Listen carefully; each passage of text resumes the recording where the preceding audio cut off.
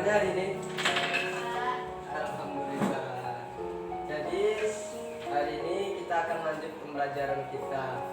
Pembelajaran biasa kita yaitu mata pelajaran SKI. Nah, jadi pada kesempatan kali ini kita akan menyambung dulu pembelajaran kita kemarin. Tapi sebelum kita mulai, Bapak absen terlebih dahulu kehadiran anak-anak sekalian ya. Bentar, Bapak ambil pendapat Bapak dulu.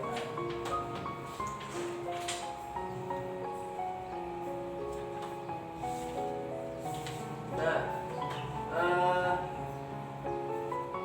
yang pertama, Fitriana hadir?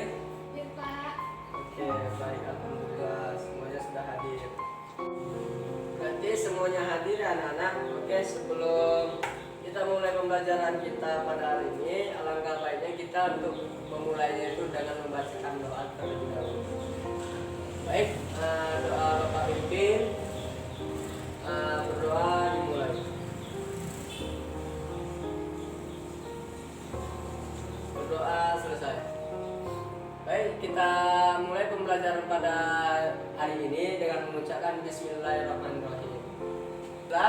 Pada kesempatan kali ini kita masih diberi nikmat berjumpa kembali di ruang kelas kita yang kita cintai ini untuk menyambung pembelajaran kita atau materi kita yang akan kita pelajari pada mata pelajaran sejarah kebudayaan Islam.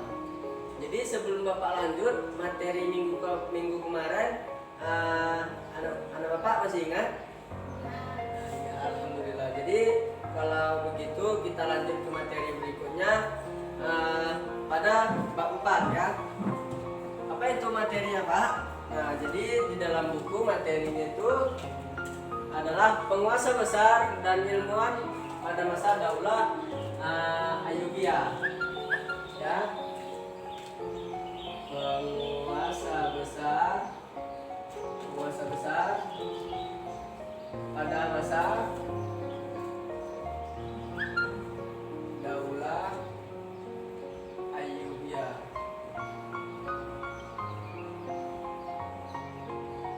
Nah, jadi materi kita pada hari ini yaitu mengenai penguasa besar pada masa Daulah Ayyubiyah ya. Nah, jadi apa sih yang akan kita bahas pada bab 4 ini? Yang pertama itu adalah penguasanya ya. Penguasa besarnya. Yang berikutnya itu kiprahnya ya, kiprahnya penguasa besar untuk memajukan Daulah Ayyubiyah ini. Apalagi yang berikutnya? Yang berikutnya itu adalah sumbangsih ya, sumbangsih dari penguasa, sumbangsih penguasa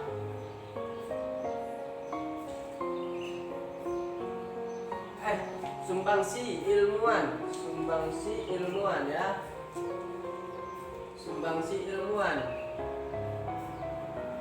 besar pada masa Daulah Ayyubiyah.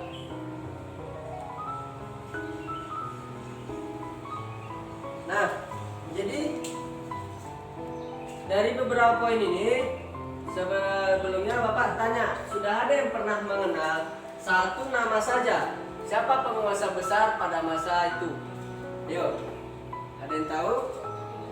Tidak. Nah, yang pertama itu penguasanya itu adalah Sultan. Yang pertama itu Sultan Salahuddin. Nah, Sultan Salahuddin, siapa nama panjangnya? Sultan Salahuddin Yusuf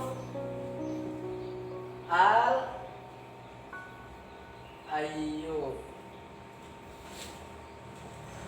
Nah, jadi Sultan Salahuddin Yusuf Al-Ayyub ini memerintah mulai dari 564 sampai 589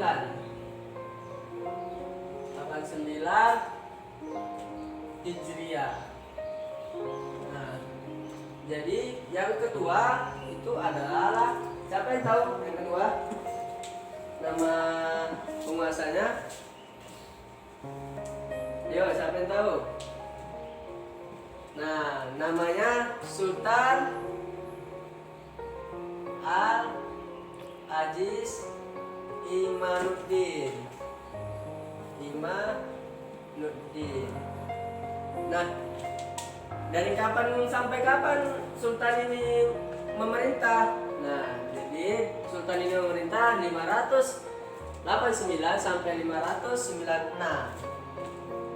589 sampai 596 Hijriah.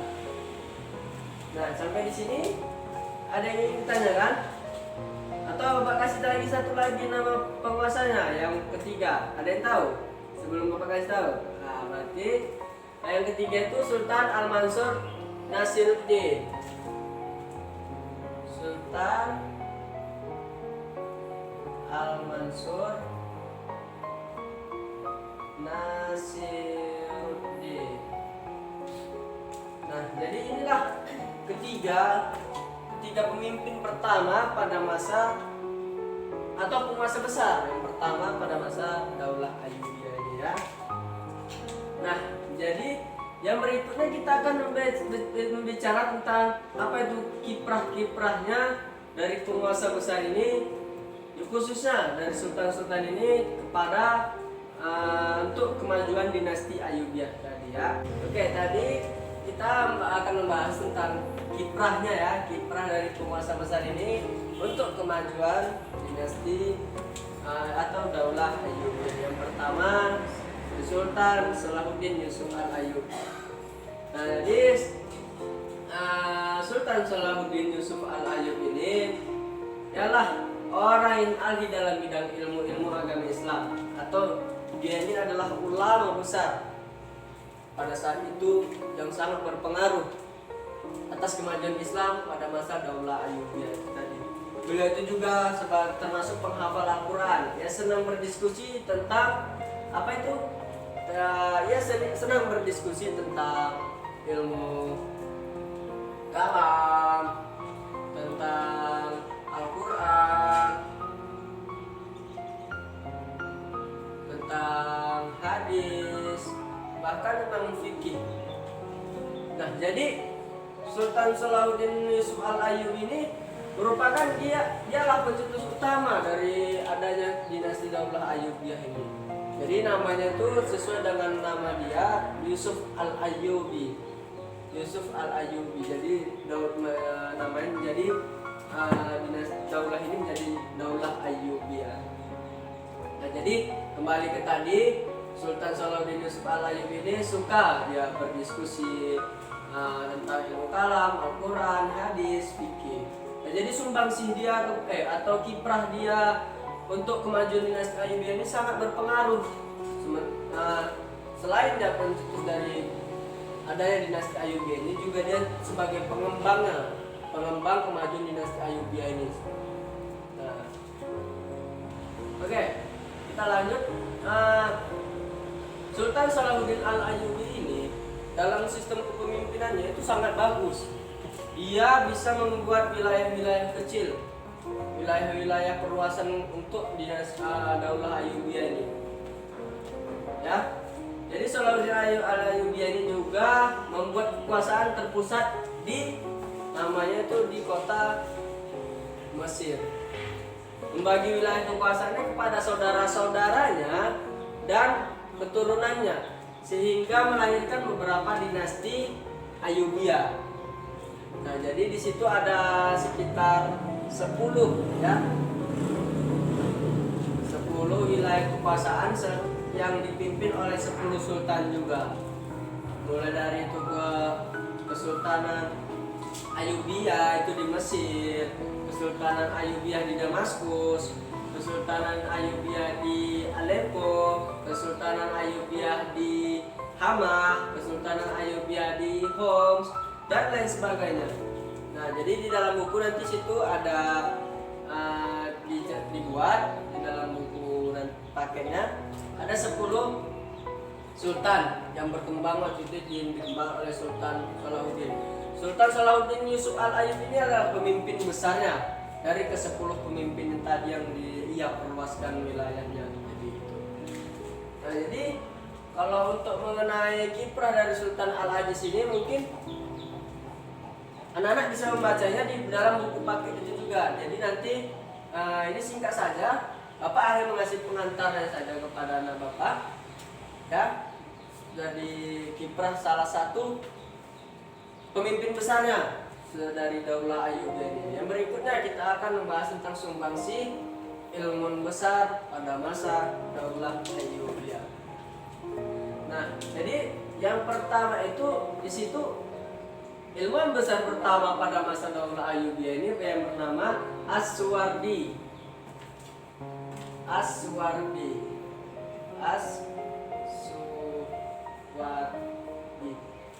Nah, As-Suwardi ini siapa Pak gitu kan? As-Suwardi ini adalah ilmuwan teosofis.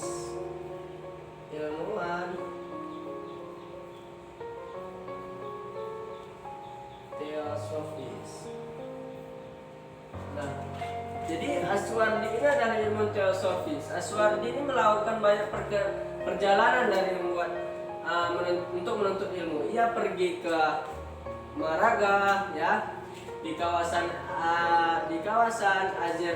Azerbaijan kalau tidak salah itu wilayahnya. Di kota itu Suwardi belajar filsafat, hukum, teologi kepada Majid al-Din al-Jilil, ya. Nah, juga memperdalam ilmu filsafat kepada Fakir al-Din al-Mardini. Nah, jadi beliau sini sudah banyak ini temuannya tentang teori-teori yang dia kemukakan. Nah, jadi dari situlah dinasti Daulah Ayyubiyah ini memanfaatkan As-Suwardi untuk membuat kemajuan atas dinasti Daulah Ayyubiyah tadi. Karena apa? Karena As-Suwardi ini adalah ilmuwan yang memiliki kepintaran yang sangat luar biasa. Beliau juga senang berdiskusi kepada teman-temannya, kepada rekan-rekannya tentang ilmu-ilmu yang ia tekuni selama masa dia hidup. Di samping itu dia membuat karya-karya yang sangat fantastis yang pada saat itu yang bisa sampai sekarang ini kita rasakan. Nah, yang berikutnya ilmuwan besar yang ada pada masa Daulah Ayyubiyah ini siapa lagi? Itu adalah namanya Ibnu al-Din.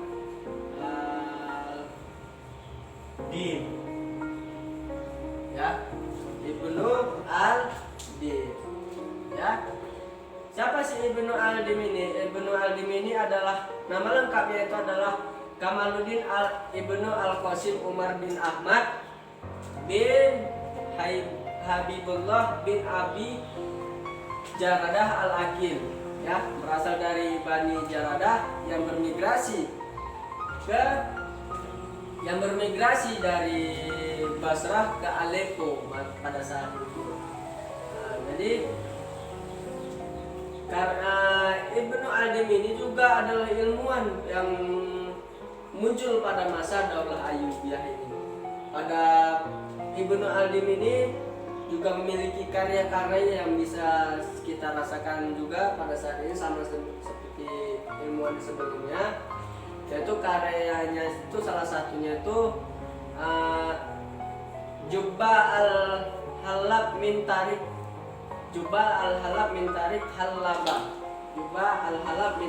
Al-Laba, ya. Nah, jadi itu salah satu karyanya pada saat itu yang bisa saat ini kita rasakan. Nah, jadi banyak lagi ilmuwan-ilmuwan yang muncul, ya, yang muncul pada masa Daulah Ayyubiyah ini. Nah, jadi juga banyak juga mereka menyumbangkan ilmu mereka untuk kemajuan dinasti Ayyubiyah ini. seperti memberikan karya-karya terbaik yang mereka ciptakan untuk dipelajari, baik itu dipelajari oleh pemimpinnya, dipelajari oleh rakyatnya, dan dipelajari oleh dan dimasukkan ke dunia pendidikan pada masa saat itu. Nah, jadi sumbangsih mereka ini tidak apalagi tidak bisa terhitungkan lagi ya, karena di setiap sesuatu itu orang-orang yang berilmu sangat berpengaruh untuk kemajuan sesuatu itu. Dan di Indonesia sendiri orang-orang berilmu itu kan sangat berpengaruh untuk kemajuan perekonomian Indonesia dan lain sebagainya. Begitu juga dengan adanya ilmuwan-ilmuwan yang muncul pada masa dinasti Ayyub, di Daulah Ayyubiyah ini. Penguasa Daulah Ayyubiyah ini memanfaatkan mereka untuk memajukan perkembangan dinasti Ayyubiyah ini. Dan sumbangsih mereka itu yaitu karya-karya mereka lah yang disumbangkan kepada dinasti Daulah Ayyubiyah ini untuk kemajuannya, dan juga pemikirannya, pola pemikirannya serta ajarannya. Nah, jadi mereka dijadikan guru-guru besar pada masa di Daulah Ayyubiyah ini. Oke, sampai di sini. Sebelumnya ada yang ingin ditanyakan oleh Anda Bapak? Berarti sudah jelas? Alhamdulillah kalau sudah jelas. Nanti kalau kurang jelas boleh kita diskusikan di minggu berikutnya, karena jam juga sudah menunjukkan waktu yang sudah habis mata pelajaran kita ya. Nah, jadi beginilah pembelajaran singkat tentang penguasa besar pada masa Daulah Ayyubiyah itu. Nah, jadi di papan tulis sudah Bapak terangkan 3 penguasa saja gitu ya, 3 contoh penguasa atau 3 nama penguasa besar pada masa Daulah Ayyubiyah, dan juga kiprah-kiprahnya itu, dan juga nama ilmuwan atau ya nama ilmuwan pada masa Daulah Ayyubiyah yang muncul pada masa itu, dan juga sumbangsinya itu apa sudah Bapak jelaskan. Nanti kalau Ananda atau anak Bapak belum memahami, boleh kita diskusikan di minggu depan. Dan nanti jangan lupa bukunya dibaca untuk mengetahui secara jelas pembelajaran kita pada hari ini. Oke? Ya, kalau tidak ada yang bertanya, mungkin sampai di sini saja ya pembelajaran kita pada hari ini. Semoga apa yang Bapak sampaikan, materi singkat pada hari ini bisa bermanfaat bagi kita semua dan bisa anak Bapak terapkan dalam kehidupannya, dan juga menirukan sifat-sifat dari kepemimpinan dari sultan-sultan penguasa besar dinasti Ayyubiyah dalam kehidupannya ya. Baik, sebelum kita menutup pembelajaran kita ini, alangkah baiknya kita mengucapkan hamdalah sekaligus berdoa. Berdoa, Bapak pimpin berdoa dimulai. Berdoa selesai. Alhamdulillahirrahmanirrahim. Pembelajaran kita pada hari ini selesai. Terima kasih banyak anak Bapak yang telah memperhatikan Bapak dari awal pembelajaran sampai selesai pembelajaran. Mungkin sekian, Bapak tutup. Billahi taufiq wal hidayah. Assalamualaikum warahmatullahi wabarakatuh. Waalaikumsalam warahmatullahi wabarakatuh.